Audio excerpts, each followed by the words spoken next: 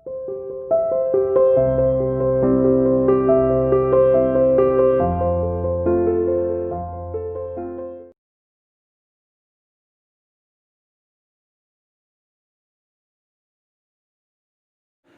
Students, अभी तक जो आप लोग पढ़ रहे थे वो पढ़ा आप लोगों ने चार्ज का रेस्ट पोजीशन और चार्ज का मोशन। देखिए, हम लोग जब पढ़ते हैं चार्ज एट रेस्ट, आप लोगों ने पढ़ा चार्ज, और चार्ज का क्या कंडीशन पढ़ी हमने पढ़ा चार्ज है रेस्ट पर। और जब चार्ज रेस्ट पर था बेटा, तो चार्ज जब रेस्ट पर था हम लोगों ने इसमें से कई सारी चीज़ें पढ़ी थी।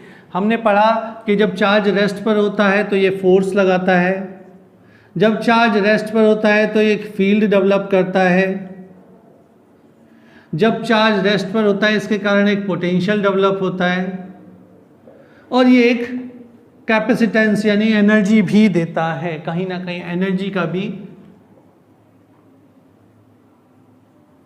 सोर्स है। लेकिन ये हम लोगों ने पढ़ा था फर्स्ट चैप्टर में, और फर्स्ट चैप्टर था हमारा electrostatics, means charge at rest. Second जब हम चैप्टर में पहुंचे, second chapter means motion of charge पे, तो हम लोगों ने वहां पढ़ना शुरू किया था motion of charge. Motion of charge में आप लोगों ने पढ़ा, और जब भी मोशन ऑफ चार्ज वर्ड आता है, मोशन ऑफ चार्ज का मीनिंग क्या आ जाता है, means current. Motion of charge के कारण जो चीज़ डेवलप होती है वो होती है करंट। हमने वहाँ करंट पढ़ा, करंट के टाइप्स पढ़े दोनों। एक पढ़ा था हमने कन्वेक्शनल करंट जो कि होता है पॉजिटिव चार्ज के कारण, दूसरा पढ़ा हम लोगों ने नेगेटिव चार्ज के कारण इलेक्ट्रॉन करंट। तो टाइप्स हम लोगों ने चार करंट के पढ़े। हम लोगों ने करंट के अंदर यानी कंडक्टर के अंदर जो मोशन होता है, किसका, चार्ज का, वो पढ़ा कि जो चार्ज होता है बेटा उसका मोशन होता है, उसके कारण जो करंट होती है वो होती है ड्रिफ्ट करंट। हम लोगों ने ये भी पढ़ा था।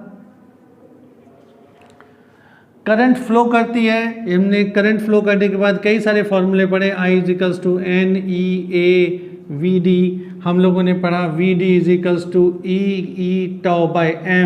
हम लोगों ने पढ़ा कि ओम्स लॉ क्या होता है, ओम्स लॉ याद होगा आप लोगों को। ये सब चीज़ें हम लोगों ने पढ़ी हैं कि ओम्स लॉ क्या है, ड्रिफ्ट करंट क्या है, करंट डेंसिटी क्या है।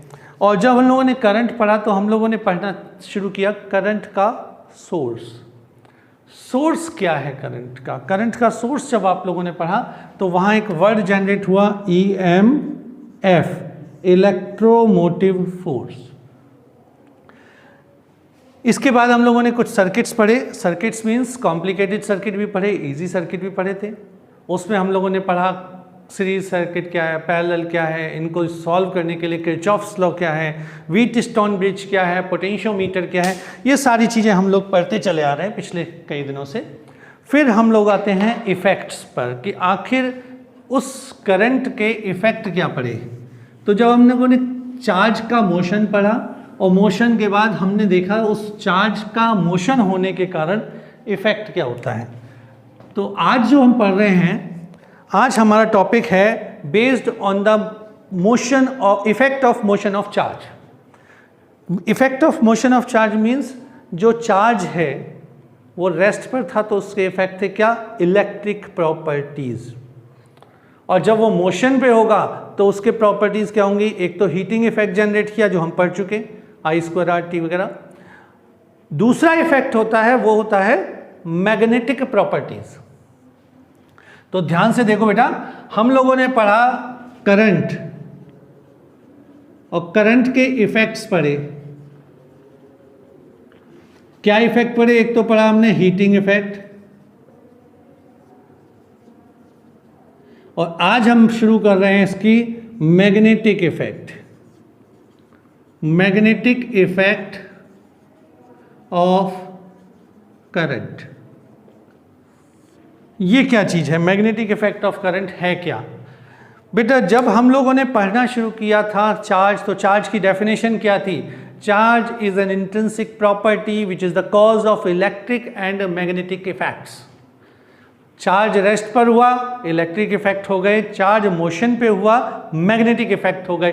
अब ये मैग्नेटिक इफेक्ट हैं क्या, कैसे जनरेट होते हैं, इनके अंदर मैग्नेटिक फील्ड आया कहाँ से, कैसे मैग्नेटिक फील्ड कैलकुलेट होता है, ये सारी चीज़ें आज हम इस चैप्टर में पढ़ेंगे, जिसका नाम है मैग्नेटिक इफेक्ट ऑफ करंट। वैसे अगर सोचा जाए तो लगभग 2000 ईयर्स का एक पीछे इतिहास है, बहुत बड़ा बैक है, हिस्ट्री है कि इलेक्ट्रिक और मैग्नेटिक सोर्सेज के ऊपर बहुत लंबे समय से रिसर्च चलती चली आ रही है। लेकिन जो रिसर्च थी उसमें यह कहा गया था कि there is no effect on electric property और magnetic property, magnetic property on electric property. इसी के लिए एक साइंटिस्ट हुए थे जिनका नाम है ऑर्स्टेड।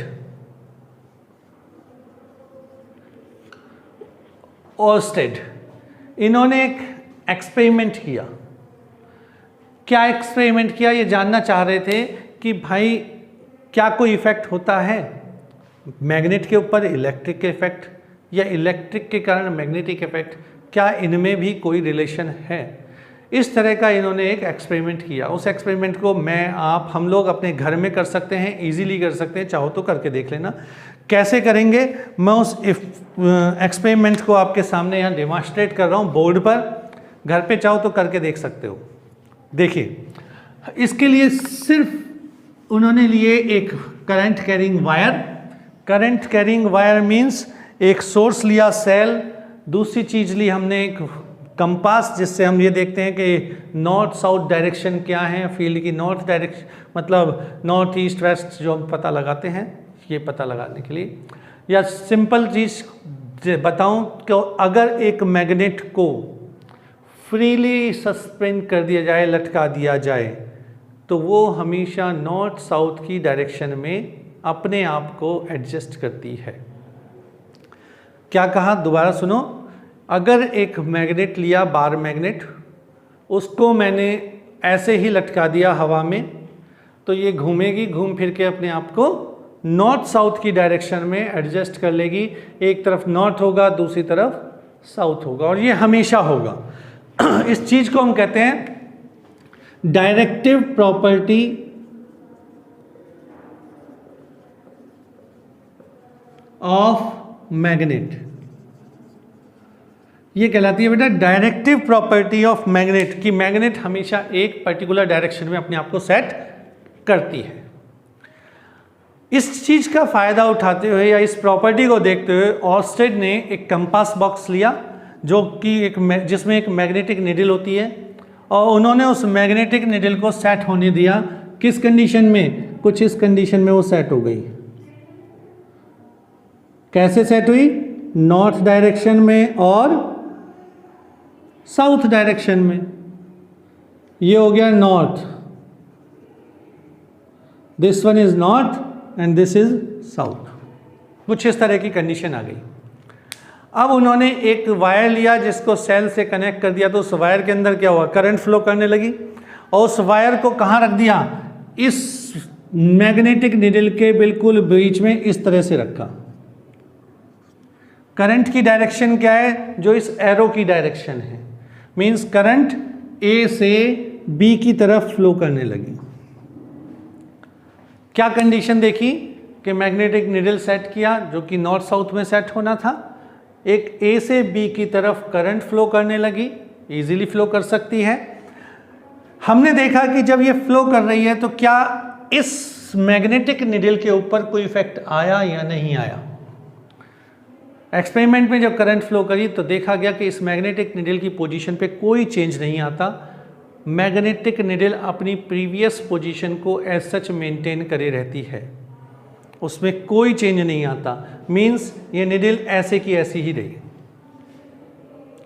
यहां से एक चीज बात आ सकती है, दिमाग में आ सकती है कि इसका मतलब करंट का मैग्नेट पर कोई इफेक्ट नहीं आया, नो इफेक्ट। सोचा भी यही गया था बहुत समय पहले, ये लगभग 1820 की बातें हैं जो मैं आज आपसे डिस्कस कर रहा हूँ, 1820। तो जो सोच रहे थे हम कि भाई इफेक्ट नहीं है, लगभग वैसा ही रहा। लेकिन कई बार कहते हैं साइंस इत्तेफाक से प्रूव होता है, रिसर्च हो जाती है इत्तेफाक से, इत्तेफाक को इंसिडेंस हुआ। तो अगला एक्सपेरिमेंट उन्होंने इसी को जब कर रहे थे तो इसका डायरेक्शन चेंज कर दी। चेंज कैसे करी कि वायर को इस कॉइल के साथ पैरेलल कर दिया। ये जो निडल थी ये इस तरह से थी, वही नॉर्थ साउथ डायरेक्शन में,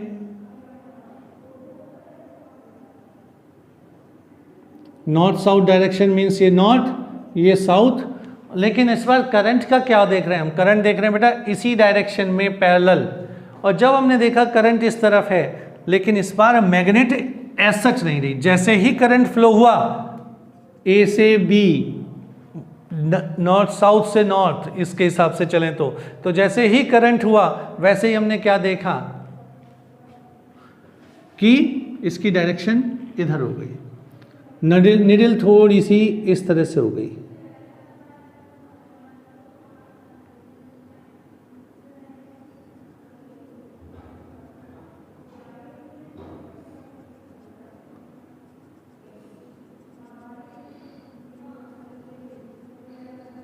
हल्का सा चेंज हो गया, डायरेक्शन ऐसे से ऐसे हो गई। करा क्या मैंने? मान लीजिए ये मेरी कंपास है और मैंने पहले क्या रखा था, ऐसे रखा था वायर इसके ऊपर। अब कैसे रखा? ऐसे रखा है। पर देखते के साथ क्या हुआ, मैंने ऐसे रखा, ये निडल ऐसे हो गई, हल्की सी अपनी जगह से बेंड हो गई। इसी एक्सपेरिमेंट का थर्ड पार्ट किया गया। थर्ड पार्ट क्या किया उन्होंने? करंट की डायरेक्शन को चेंज कर दिया, बी से ए किया गया। तो अब क्या देखते हैं कि जो निडल है उसकी डायरेक्शन पहले की डायरेक्शन से अपोजिट हो गई।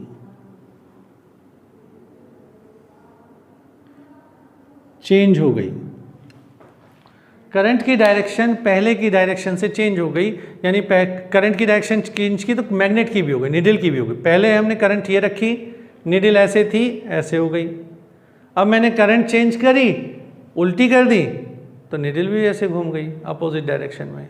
तो कुल मिला के ये देखने में आया कि इसका मतलब क्या है, करंट का इफेक्ट है। और करंट का इफेक्ट क्या है? फिजिक्स कहता है नेचर सिमेट्री होती है, सिमेट्री को फॉलो करती है। Nature follows always symmetricity. Symmetry कैसे? आम के पेड़ पर जामुन नहीं लगेगी, आम ही लगेगा। अब जब आम के पेड़ पर आम लगना है, जामुन के पेड़ पर जामुन लगनी है, अमरूद के पेड़ पर अमरूद लगनी है, तो मैग्नेटिक फील्ड को इफेक्ट करने वाली चीज़ भी मैग्नेट ही होनी चाहिए। इलेक्ट्रिक फील्ड को इफेक्ट करने वाली चीज़ भी इलेक्ट्रिक फील्ड, इलेक्ट्रिसिटी यानी इलेक्ट्रिक ही होनी चाहिए, चार्ज ही होना चाहिए। तो कुल मिलाकर कंडीशन क्या आई? ये मैग्नेटिक निडल थी। मैग्नेटिक निडल को इफेक्ट को चेंज करने के लिए मुझे क्या करना पड़ा? मैग्नेटिक फील्ड ही देना पड़ा। मेरे को अगर इस मैग्नेटिक निडल को रोटेट करना है, ये इधर को रोटेट हो या इधर रोटेट हो, तो इसको कौन रोटेट कर सकता है? Magnetic field. पर यहाँ तो हम क्या ले रहे हैं? हम तो करंट ले रहे हैं। तो कुल मिला के कंडीशन क्या आती है कि it means current magnetic field generate कर रही है। उस जनरेटेड मैग्नेटिक फील्ड के कारण ये मैग्नेट अपनी जगह से घूम रही है, चेंज कर रही है। अब अगर मैग्नेटिक फील्ड डेवलप हो रहा है तो उसकी क्या डायरेक्शन है, किस डायरेक्शन में वो जनरेट हो रहा है, और फिर इस पे इफेक्ट क्यों नहीं डाला, इन पे ही इफेक्ट क्यों डाला, इस पे क्यों नहीं डाला? आ सकती हैं बातें। तो सबसे पहली बात लेते हैं डायरेक्शन ऑफ मैग्नेटिक फील्ड, के मैग्नेटिक फील्ड किस तरह से डायरेक्शन दिखाती है। मैग्नेटिक फील्ड की डायरेक्शन हम लोग निकाल सकते हैं with the help of right hand thumb rule या स्क्रू ड्राइवर रूल। और तीसरा रूल जो बताऊंगा वो थोड़ा सा हमारे द्वारा ही सिंप्लीफाई किया हुआ है, जिससे आप लोग इजीली कर सकें। देखो, फर्स्ट रूल है right hand thumb rule.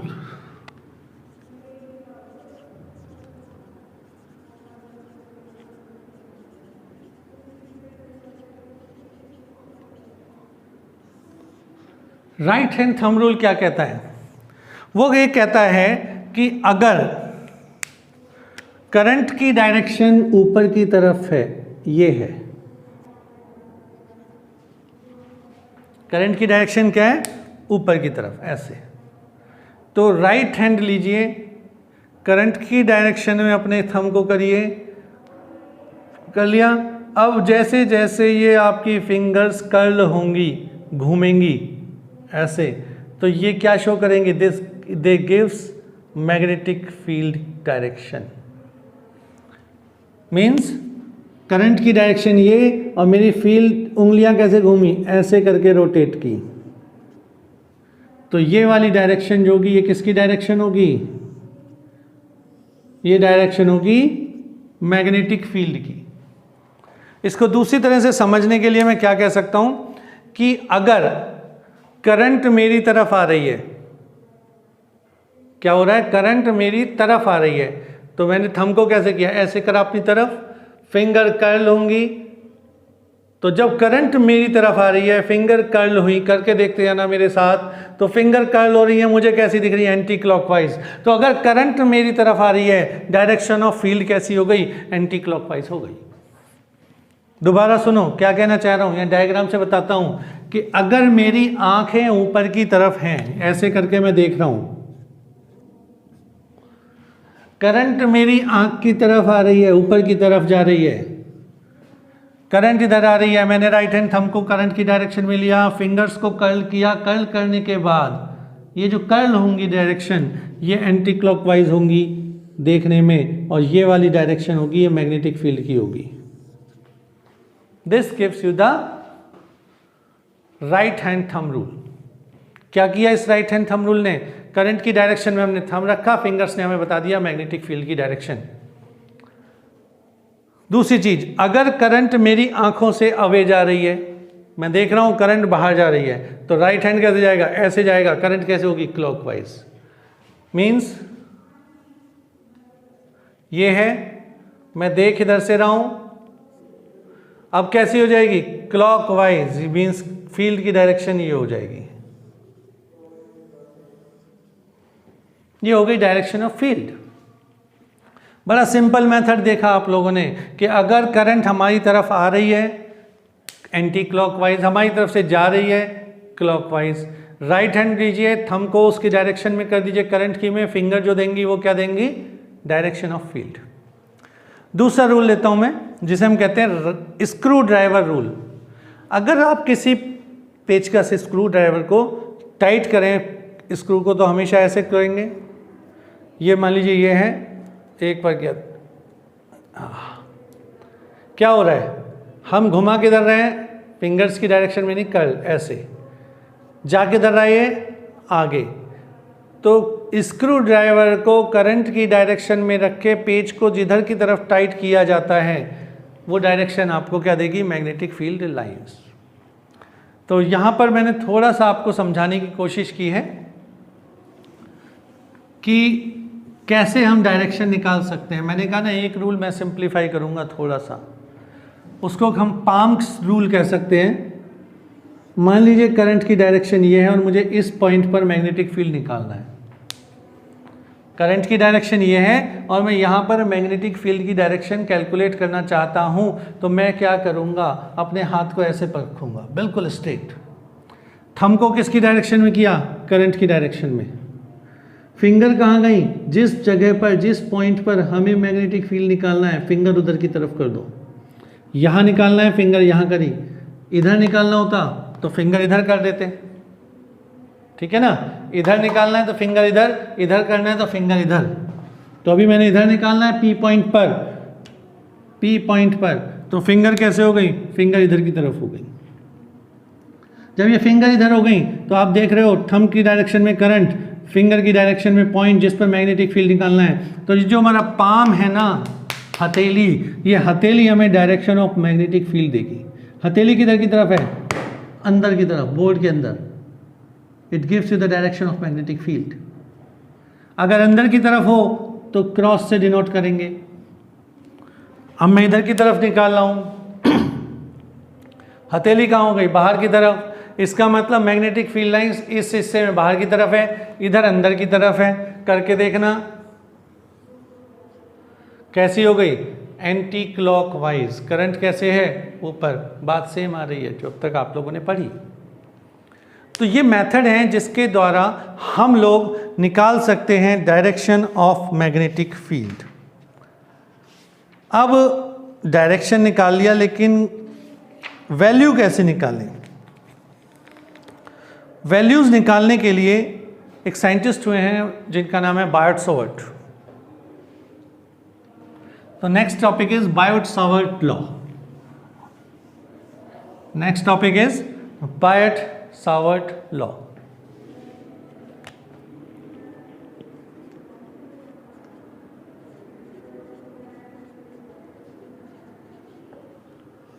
बायट-सावर्ट law. Biot Savart क्या कहते हैं कि अगर कोई एक करंट कैरिंग वायर है, ध्यान से देखो ये एक्सपेरिमेंटली है, हम सोच भी सकते हैं, मान लीजिए ये करंट कैरिंग वायर है और इसमें करंट फ्लो कर रही है आई कंसिडर स्मॉल एलिमेंट, छोटा एलिमेंट कंसिडर करना है। ध्यान रखना, छोटा means Biot Savart law applicable for the small element. तो यहाँ पर स्मॉल एलिमेंट मैंने कंसिडर किया, स्मॉल एलिमेंट कंसिडर किया जिसकी वैल्यू क्या है, dl। और इस पॉइंट पर मुझे मैग्नेटिक फील्ड कैलकुलेट करना है P पर, जिसकी डिस्टेंस है स्मॉल एलिमेंट से r। ठीक है, करंट इसमें कितनी है, I।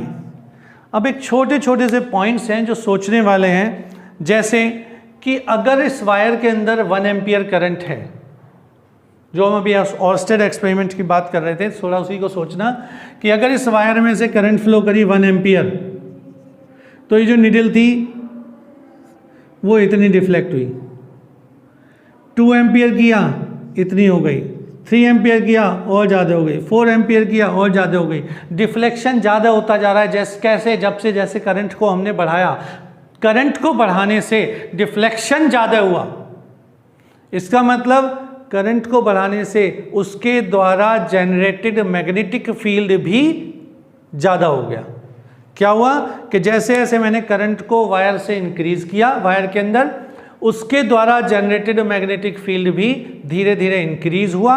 और अगर जनरेटेड मैग्नेटिक फील्ड धीरे धीरे इंक्रीज हुआ तो हम क्या कह सकते हैं, by Biot Savart law, dB magnetic field is directly proportional to current in the wire. यही तो कहेंगे कि magnetic field generated by the current carrying wire small element is dB is directly proportional to I। ठीक, मैं यहाँ note भी कर दे रहा हूँ, थोड़ा सा ध्यान रखना कि let us consider a small element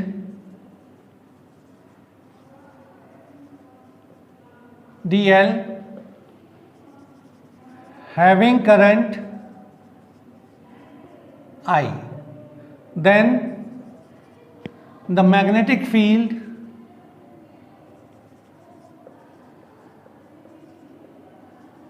dB is directly proportional to the current in the wire, कि dB उस करंट के डायरेक्टली प्रोपोर्शनल होगी जो उस वायर में फ्लो कर रहा है। सेकेंड, देखिए अगर ये एंगल है theta,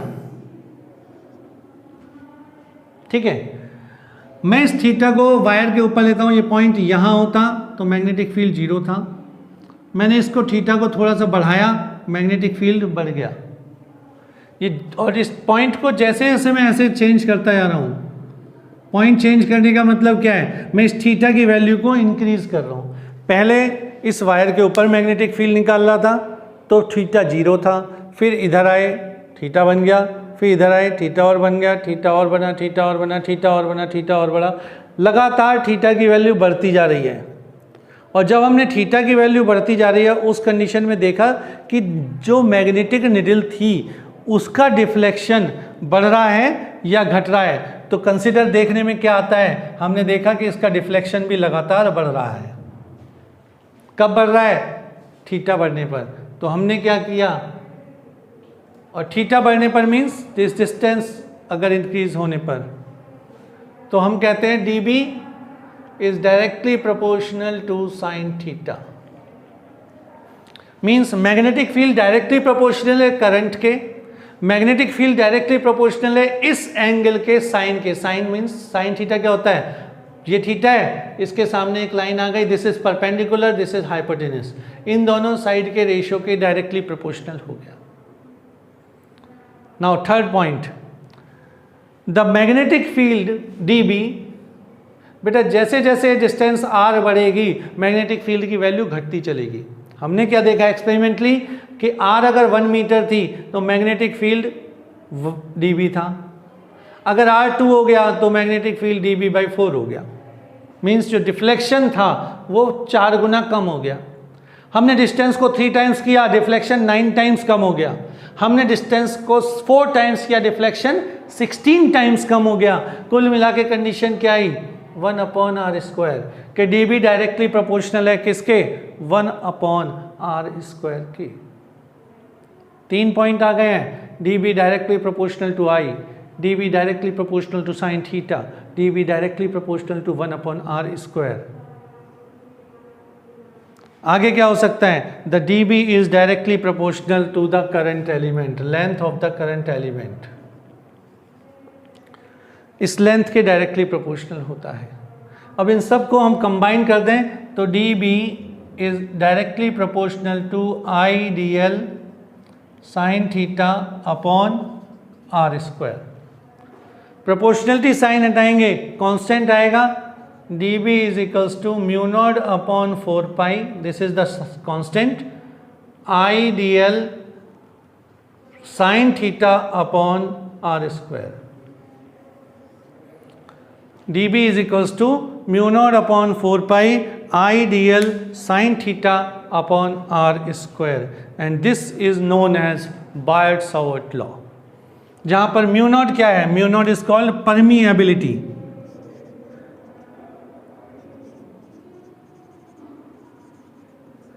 permeability of free space. याद होगा तो इलेक्ट्रोस्टैटिक्स में हम लोग पढ़ते हैं एप्सिलॉन नॉट, और उसे कहते हैं परमिटिविटी ऑफ फ्री स्पेस। यहाँ क्या है, परमिएबिलिटी ऑफ फ्री स्पेस, और μ0 की वैल्यू क्या होगी, μ0 is equals to 4π into 10⁻⁷, 4π into 10⁻⁻7 weber per ampere metre, weber per ampere metre. μ0 is equals to 4π into 10⁻⁻7 weber per ampere metre, this is called permeability. और अगर फिर मैं कहूँ कि कांस्टेंट की वैल्यू क्या हो गई, तो this is 10⁻⁷ weber per ampere metre. तो हम लोग बायोट-सावर्ट लॉ को लिख सकते हैं, dB equals to 10⁻⁷ IDL sine theta upon r²। ये होता है बायोट-सावर्ट लॉ। तो आज के इस लेक्चर में मैंने क्या डिस्कस किया, ऑर्स्टेड एक्सपेरिमेंट डिस्कस किया, जिससे पता चलता है current carrying conductor have electric field, sorry एक करंट कैरिंग कंडक्टर जिसके अंदर करंट है वो क्या जनरेट करता है, that generates the magnetic field. और सेकंड चीज़ क्या डिस्कस की कि उस जनरेटेड मैग्नेटिक फील्ड की डायरेक्शन क्या होगी और उसका मैग्नीट्यूड क्या होगा। नेक्स्ट लेक्चर में हम लोग यूज़ ऑफ बायोट-सावर्ट पे डिस्कस करेंगे। Okay, thank you.